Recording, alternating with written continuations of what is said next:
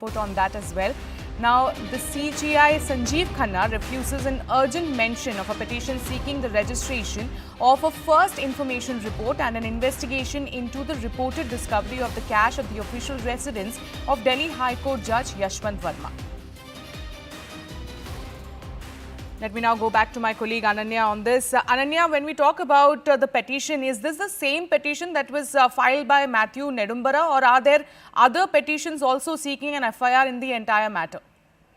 Well, this was a petition that was filed by Matthew Nedumbara as far as seeking a registration of FIR into this cash haul recovery is concerned. And clearly, the Supreme Court at this particular point of time has refused an urgent hearing in this particular regard. It refused an urgent mentioning made by Matthew Nedumbara as far as this case is actually concerned. All right. Many thanks, Ananya, for getting us all those details. I'm also joined by my colleague Arunima on this story. Arunima, when we talk about the entire story, the big question is, where is the cash hole? What are you picking up from your sources within Delhi police? What are they saying? Because they were also present. There was a team that was present at the residence when the entire matter happened. So where is the cash that everyone is in fact you're talking about? That's in fact a big loophole. There are two things that we don't have answers for.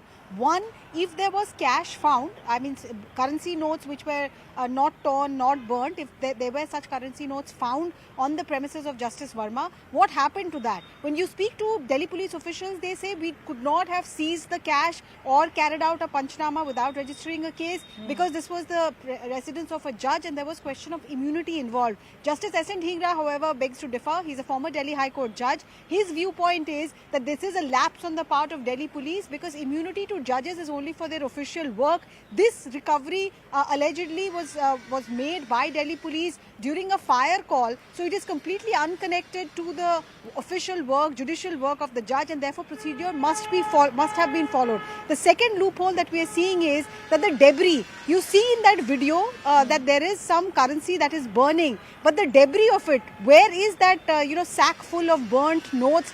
There are reports to suggest that on the morning of 15th, one such bag full or sack full of debris was removed from the alleged crime scene. Who removed it? Where was it taken? We don't have answers. However, we can join the dots because, the sanitation worker outside Justice Verma's residence, he gave an interview to the media and our colleagues also found pieces of torn, burnt notes at least 8 days after the incident. They found this just last Sunday, and the sanitation worker confirmed that on 15th also, while he was removing the garbage pile, found such currency notes. So what is being speculated was that the debris could have been removed and either the entire debris dumped outside or some part of it was dumped outside. But there are a lot of unanswered questions about the sequence of event. No CCTV footage has come out, so we don't even know whether this particular area was covered by CCTV, whether it had access from outside, whether anybody who was not authorized to be on